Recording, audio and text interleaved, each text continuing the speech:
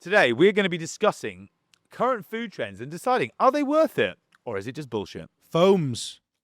Albert Adria. The dawn of molecular gastronomy. What do you think about foams? You never like a foam. I've tried to put foams on the menu before. I've used an espuma. I've used... Foams, I mean... For those of you just listening to this, Jack just did a wanking symbol at me when I said about foams, which is, I think, highly offensive. I'll put my ego aside to press on with this incredibly burning question. So, anyway, foams. I think with a lot of this molecular gastronomy stuff, the issue is that they are incredible things. But the issue is people using them don't have a clue what they're doing. Ah, okay. It's like, if you go to one of these restaurants, like an El Bulli or a Fat Dog or these places that understand the science and understand why they're used, how they're made, how they can be done, and they can be incredible tools. But the issue is that people see them and then just try and replicate them without actually understanding them or having a fundamental base knowledge around that product. You might end up going to like a gastropub in like Devon, and they got foam on the menu. Yeah, it's true. The problem is chefs. No offense to Devon. So what we're saying, yeah, why is Devon catching strays? Yeah, no offense to any pub owner or chef in Devon, but we're essentially saying that the foam is a good technique, but in the wrong context is chef wankery. Yeah, like the classic example, like Sound of the Sea. Yeah, like that foam in there is like mind-blowingly good. Yeah, but yeah, when they're done out of context, they can be absolutely pointless. Oh, they also very often collapse. Like it'll probably look good to the chef to do a foam on a plate, but then by the time it's got to the customer, it often just looks like a sort of like a dehydrated puddle. It does, doesn't it? Do you know what I mean? Yeah, so you have to sort of think it has to be a very stable foam, and to do that, you have to put in essentially something that will help the foam aerate. Soy lecithin, right? Soy lecithin is the common one, but you can also use high foamer, which is like a MSK product, or dairy. Dairy is a natural. Yeah, you can do it naturally, yeah. But yeah, all the ones when I did some work experience at Gordon I don't think I've ever actually served a foam. No, we did at one point. We did do foams at one point, but it's just hard to maintain it. Essentially, you have to keep whatever you want to foam. You didn't do any at dinner, right? No, not really. No. Okay. A similar temperature. Yeah. We did a couple of foam parties. Oh yeah. Well, just for those of you who don't know, Jack at one point in his career was a holiday rep in Magaluf. Did you have a foam party there? I had a couple, yeah. BCM.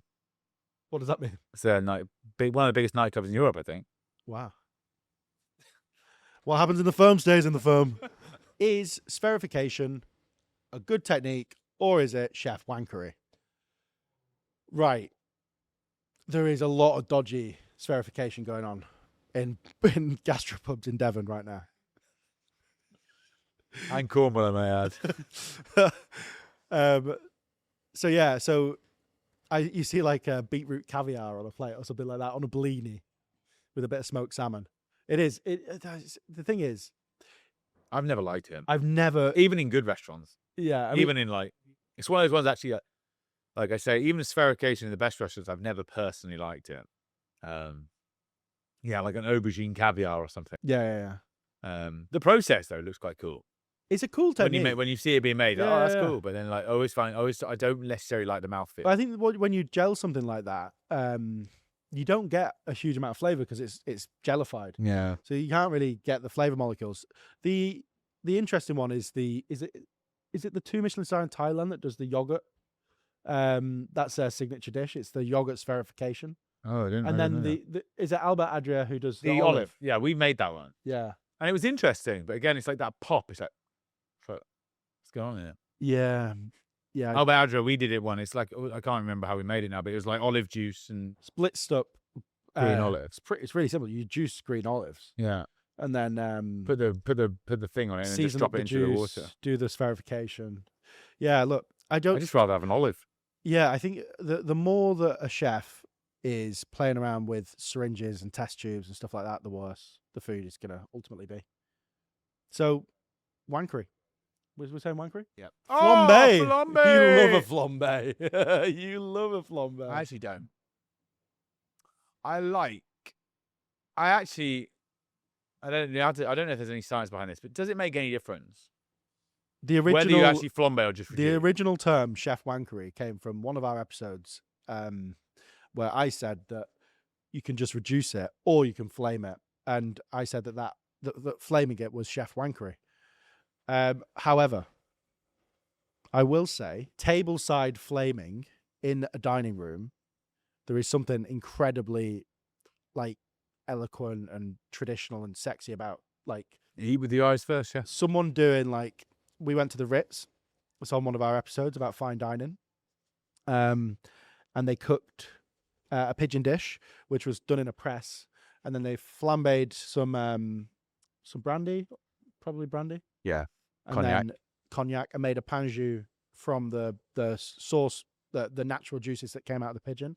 And yeah, just something incredibly romantic about flambeing. I agree. I think sorry. You right there, mate? You okay? Sorry, Yeah. boring there? You're just Okay. boring me. Just start talking about AI again. Having another nap. I would like to understand in the process of, because when you're always taught it's burn off the alcohol. Apparently, that's a myth. Yeah, like if you just reduce to like, so let's say you have your bottle of wine and you would chuck it in a pan, you heat it up, you flame it, and then reduce it versus just reducing it without flaming it. Whether there's actually any difference, I don't know if there's a chemical reaction that's different. I'm assuming I think my chef learning of doing it practically would say that it just does it quicker. It seems to reduce a lot quicker when you flame it. Really? That's what I always think. Well, I always thought it was just if you were going to just heat up if you wanted to de-alcoholize the wine without reducing it, you just heat it up, burn off the alcohol, and then just stop. Right? If you didn't want reduced wine, if you just wanted wine. Yeah. But again, I don't know if that actually does it or not. Yeah, there'll definitely be someone who knows more about this in the comments. But I think flambeing for me is a presentation and a theatrical point, which for us Has a place. I think is so important. Atmosphere of the dining room, Yeah. building an ambience, building theatre is where, especially in this day and age more than ever, where going out is less of just a general everyday thing and more of an experience. You're looking for unique, authentic experiences. Yeah. Flambeing, why not? Fuck There's yeah. not many places that are doing it. Otto's Maybe we should do it. does a lot of tableside. There's not enough space. Don't be a pussy. Can't fit a pram through fella. Maybe you just do a little flambe. Mini flambe. was Doesn't lighter. that take away the drama of it? It does, but I suppose you're right. All right, My dad so always used to do it on we're giving Christmas, worth it Christmas Day. He would always go out, heat up the brandy in a little pan, flame it, pour it over the Christmas pudding, and then bring it in on Yeah, fire. that's nice. I like that. So, flambe is worth it. Sold. Deconstructed dishes. Okay. So is deconstructing dishes worth it, or is it just chef wankery? Let's get into it. What do you think, Jack? Such a hard question. It is. Requires so much thought. Again, I kind of refer back to my first point. When done well, it can be good. But 9 times out of 10, it's never a good thing. Yeah. You know, you're looking at classic example, like the one that everyone knows, Massimo Bottura. Oops, I dropped the lemon cart. Oh, he does that. Yes. Yeah. I mean, that's effectively a lemon tart deconstructed into a plate, into a lemon curd, a biscuit, and some other bits and bobs. Obviously, there's a bit more with his, with all the 7 different spices, or it might even be more, right? Yeah. So he puts is it a bit of cayenne pepper. God, I can't remember the numerous things, fennel right? But seeds. that is a classic deconstructed dish. But I've had that dish. We haven't had it. We've recreated it, and it was pretty delicious. But you know, I don't think I need to call the things deconstructed. Yeah, I think that's the term. So the terminology deconstructed is definitely a little bit dated. What does that even mean? I don't know. I mean, but I sometimes put potato and lamb on a plate together. Is that a deconstructed hot pot, or is it just a nice lamb dish? Hey, come on. I mean, yeah, Now pushing we're boundaries vibing. here on the follow up. I think we've got to go with the latter. Yeah. Okay, I agree. So essentially, what we're saying is deconstructed food, especially calling it deconstructed, is definitely chef wankery. 100%. Yeah, there's no table talk should ever say this is a deconstructed XYZ. Yeah, I agree. Hey, good to know we've added. We've actually been on the same page about all of these so far. Oh, Wagyu burgers. That's an interesting one. So, this could split the room. Burger King just released their Wagyu burger. Did it? Yeah. Can we go and get one after? I'm absolutely starving. I really don't want to go and eat it. Apparently, it's not got good reviews. I saw Rate My The Gordon Takeaway one. slagging it off. Yeah, Gordon did it. Gordon did a Wagyu burger. What's your favorite burger? Um, Takeaway, like fast food burger. Black Bear Burger. If that's not fast food, is it? That's a restaurant. It's got 6 chains and it does delivery. Fair enough. Five Guys. Fair enough. I like Five Guys too. Do But you want to get one in a minute? no, I'm all right. If you want to go and see us live stream, me and you, Five Guys, we'll order it.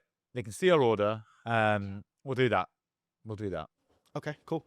So moving on. So Wagyu burger, I will say that Wagyu, which just means cow in Japan, interestingly enough, didn't know that. That was a topic of conversation from last time. Yeah. I think Wagyu is a term that is overused and, like all these things, unfortunately, used in the wrong context. And although there's a lot more British Wagyu than there ever has been before, I think that you see it cropping up on a lot more menus. And I will say there is good bad Wagyu and there is bad Wagyu. Just as there are good Wagyu burgers and bad Wagyu burgers. I will say there are more bad Wagyu burgers. I think you're than thinking about it all wrong. good. Oh, okay. Educate me. Just for the record. I think the best place for Wagyu isn't in a burger form. I don't think the Wagyu flavor lends itself any better to burgers. I think the properties of why you would order and buy Wagyu Is the melty texture. is the melt in the mouth texture with the marbling. And I think you can get, why would you want Wagyu in a burger, right? To add fat. Yes. But you can just do that by adding amazing aged beef fat. Yeah, but then there are Aged dairy cow I beef mean, there fat. are some cuts of Wagyu that probably aren't that good. You can I suppose. I mean, if it's from a monetary point separately, but I think if you're saying, oh, Wagyu burger is worth it, I think, again, it's more of like what to whack on a menu where you can actually probably make as good a burger from really good quality. You've tried a lot of Wagyu cuts, haven't you? You were doing a bit of experimentation with it. Do you find some of the muscle? I mean, when we did the video about eating the whole cow, some of the muscles are absolutely I think the best thing about awful Wagyu, the best thing I've found to with eat as a Wagyu steak. is that it turns some of the underutilized cuts from normal beef become premium when you apply that to a Wagyu cow. But I still reckon they're probably like stewing steaks, the shank, things like that. Hey, Mo. Really tough, hard-working muscles will be Like pretty, the chuck. pretty rubbish. A You'd have to Wagyu use chuck in is a burger. epic. A Wagyu bavette epic. Right. So moving this along. Our conclusion is essentially what you're saying is Wagyu should be eaten. It's an eating experience. Should be melt in the mouth and soft. So you're not getting the proper properties when you mince it down. I That's think so. essentially what you're I saying. think so. I think you're right. So we're gonna go with Wagyu burger. Not Chef- worth it. Not work. Chef Wankery. Smash burger. Oh, Moyo. Introduce Moyo. How many years of service? 4 years of service. Above the Moyo. army 4 years of service. Introduce your concept to the subscribers. for the fans. Shot left.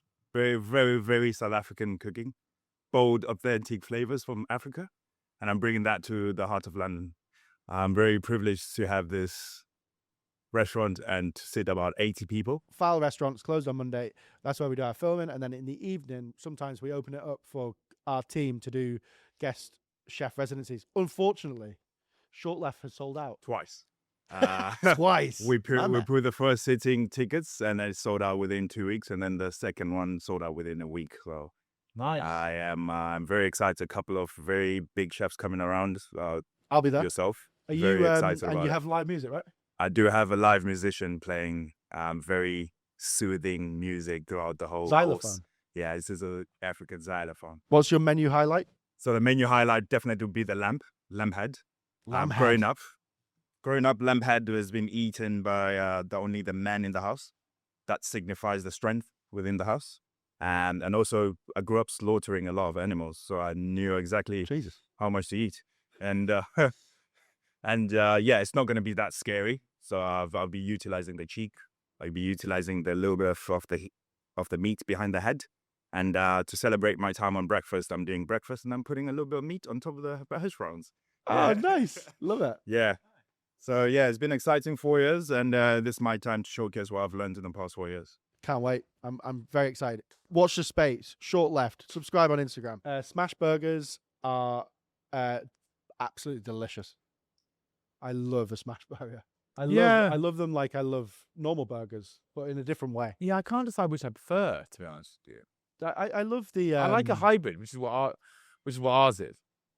Where I like that deep Maillard caramelization you get from a smash burger, but I don't sometimes like. I think how sometimes they take it too far. Like, you've seen some of those ones that are literally like it's like a sheet of paper. Yeah, I know what you mean. I think I'm trying to think where it does it like that, but I mean, I love that, but I kind of like I like a bit of both. That's why I like a fat patty where you smash it and then let it retract slightly, but you still get like a nice bit of pink in your burger, yeah, but you still get that Maillard reaction. I as do well. like a bit of pink in there, I have to say. So that you might be right. The only thing I would say is they treat them almost like, oh no, I need a fat pie. Oh no, I only smash burgers. Hey, there's enough space for both of you. Yeah. You know, there doesn't need to be competition. Sometimes I feel like a smash burger. Sometimes I feel like a fat pie. Yeah, sometimes I prefer like a nice clean burger. Like just what we learned with George Mose was that it's like he only wanted like nothing in that burger, Yeah, and the beef was like he like positively said he uses beef which hasn't been aged at all, which Yeah. I found like I thought he was going to be using like some special fresh beef. beef. It's like beef straight out of the slaughterhouse, like mad. Yeah, it's higher water content. Higher water content. Where he said 'cause Fresher, he's it's almost said blended, it's- minced and blended. yeah. Whereas ours is like what I would have thought would be really aged beef with more flavor, but then ours is served in a bigger, thicker patty. Yeah. Which I feel is a bit more like black bear burger style I as love well. Black Bear Burger, my favorite burger. But yeah, interesting. I think We've got a place. I think it's got to be worth it for Yeah, sure. worth it. It's a great menu item. 100%. I don't think it's fair to say that any of them are better than any of the others, though. I think it's more. It's a great thing. It's a great thing. Smash burger's a great thing. Worth it. Okay, so that was is it worth it or is it just in fact chef wankery? And I think that was an interesting episode. If you'd want to see more of this style of content of us rating different things and deciding if it is chef worthy or chef wankery, let us know in the comments. It's been really nice chatting to you today, Jack. I was thinking the opposite. Oh, okay. All right. So we'll leave it there. Thanks very much and enjoy the rest of your day. All right, Ron Burgundy. Let's go.